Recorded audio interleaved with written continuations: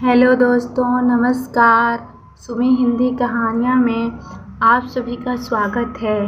आज की कहानी है माँ बेटे की रुला देने वाली कहानी, दिल को छू लेने वाली कहानी है। कहानी का पूरा आनंद लेने के लिए लास्ट तक बने रहें। आनंद एक कॉलेज में छात्र था। उसने एक डीलर के शोरूम में एक सुंदर स्पोर्ट कार देखी थी और वे लंबे समय से अपने लिए एक ऐसी ही कार चाहता था। आनंद जानता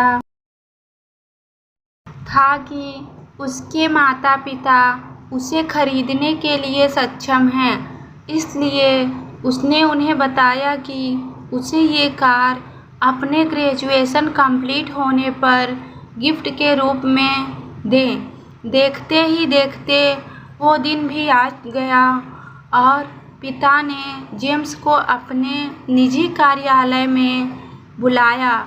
उन्होंने उससे कहा कि मुझे तुम्हारे जैसे अच्छे बेटे पर बहुत गर्व है।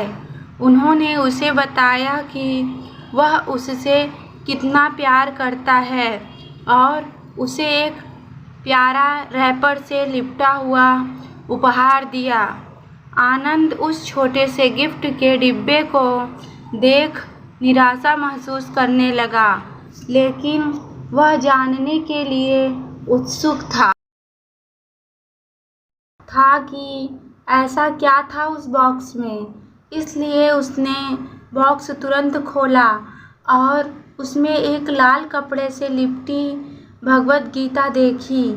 आप इतने अमीर हैं और आप मुझे केवल एक गीता दे रहे हैं?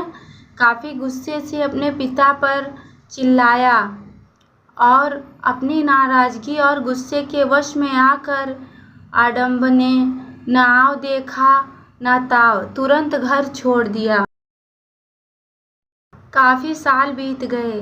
आनंद अब एक सफल व्यवसायी बन गया था। वह अपने जीवन में खुश था। उसकी शादी हो चुकी थी और उसके 2 बच्चे थे। उसका परिवार एक सुंदर घर में रहता था, लेकिन उसके पिता के साथ टूटे रिश्तों के कारण उसकी आत्मा अभी भी आहत थी। आनंद अपने पिता का घर छोड़ने के बाद कभी उनसे नहीं मिला था। आनंद को उस दिन के बाद अपने पिता को ना मिलने का पछतावा हमेशा रहने वाला था, क्योंकि एक दिन उसे एक पत्र मिला जिसमें उसके पिता के निधन की खबर और साथ ही ये बताया गया था कि उन्होंने अपने जीवन भर की पूंजी वसीयतनामा के अनुसार अब आनंद के नाम पर कर गए थे।